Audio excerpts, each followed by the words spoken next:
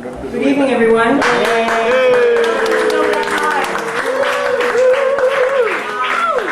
was going to wait for more people to show up because of the rain and blah, blah, blah, but never mind, we'll start. Okay. This is the 10th anniversary of No Black Tie, and we've been doing readings here for the last 7 years, which is pretty incredible, from the old No Black Tie to the new No Black Tie. Thank you very much to everybody for giving us such a terrific venue. This venue has launched a lot of musical careers as well as many literary careers, and we're very, very proud to be a part of that. As you can see, we have great acoustics, great ambience, at least we can be heard. Hint, hint, come in.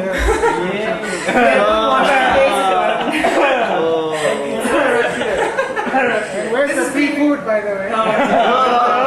Sorry. Anyways, okay, we have a terrific lineup for you this evening. My name is Bernice Chauly. I organize readings, and welcome to the 10th anniversary of No Black Tie. So, our first writer is Danny Lim. Let me just briefly introduce him. Malacca-born Danny Lim is an award-winning photographer, writer, and documentary filmmaker, and is a regular contributor to local and international media. He is the winner of 2 awards for a short documentary and a regional award for his feature photography. The Malaysian Book of the Undead is his first book. Please welcome Danny Lim.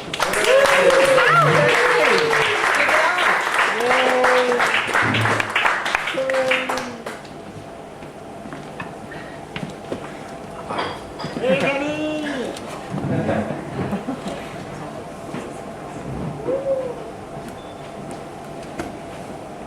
Okay, I was first quite reluctant to come to read this book because it's kind of, I thought it's kind of unreadable because it's kind of in an encyclopedic kind of book. But I'm emboldened by the fact that my publisher, Amir Muhammad, once sat in front here reading a very encyclopedic book himself, called 200 Words in a much smaller crowd. Well, I hope it can be as entertaining as Amir.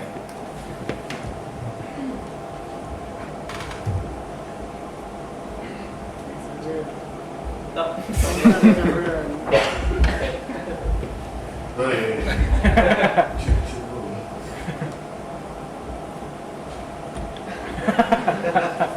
you for me.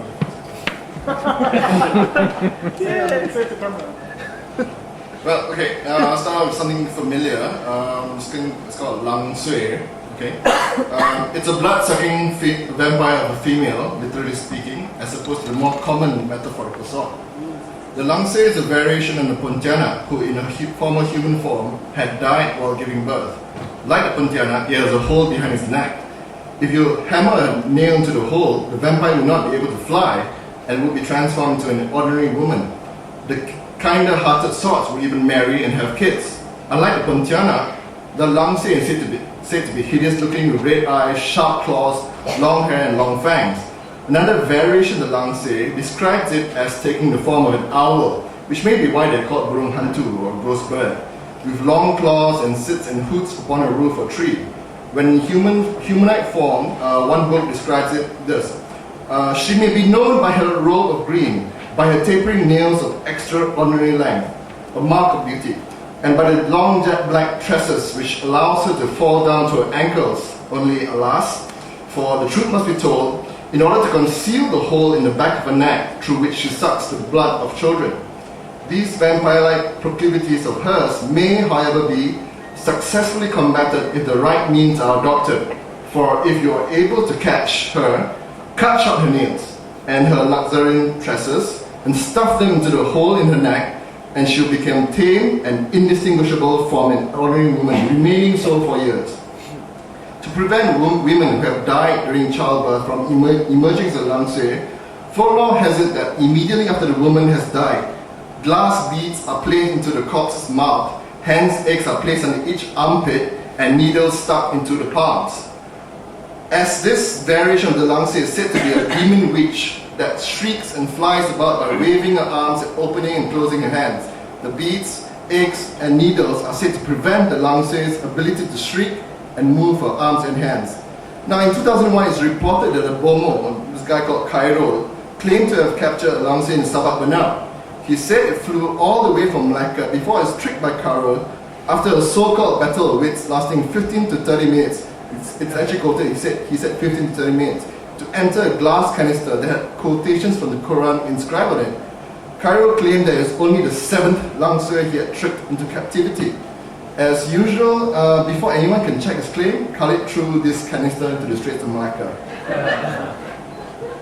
My next one is one of the Mameri ghosts, which is very interesting because the Mameri have this thing where their ghost stories do not really reveal the origins or why they are such ghosts, but really their stories related to it, involving these ghosts, and they tend to be about they tend to read like misadventures of the Mameri tribe themselves. So this is the Moyang Kala and the Moyang Kata. Now the story, according to this folklore, the ancient world had no normal human beings. Instead, he had creatures big and small who could converse orally in the way we humans do today, but also transform themselves into the form of human beings. The legend begins with 2 scorpion brothers who transformed themselves into young men. Taking their blowpipes, they went out into the jungle to hunt. It was not a good day for hunting, and no matter how hard they tried, they failed to kill any animal. Now, disappointed, they decided to go home, but not before coming across 2 human figures that looked like beautiful girls moving among the bushes. So the elder brother asked his sibling, "Brother, what shall we do now?"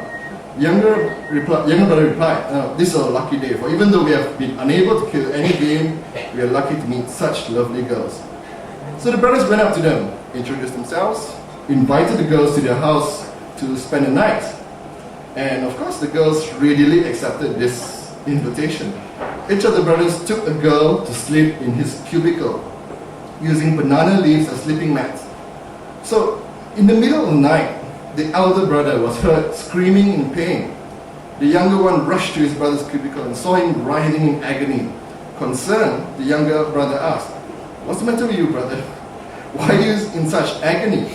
The other replied with his dying breath, "My penis has been bitten off. That girl has teeth inside her vagina." The younger brother asked the girl, "Why would she do such a thing?" As he get to ask. The girl, however, denied that she had injured his brother. Driven by vengeful anger, this surviving brother caught hold of the girl and strangled her, as we like to do. To his surprise, she was transformed into a frog, as they want to do. Apparently, she was a frog who had the ability to take on human form. He then collected some dry twigs and started a fire. He took his dead brother and the frog and put them close to the fire. He took the leaves of the Kelamoyang plant and cut them into 7 pieces. And somehow this restored his brother to life. To the frog he uttered the following: "If you are a human being, then be a human being, and not a frog." But the frog remained unchanged.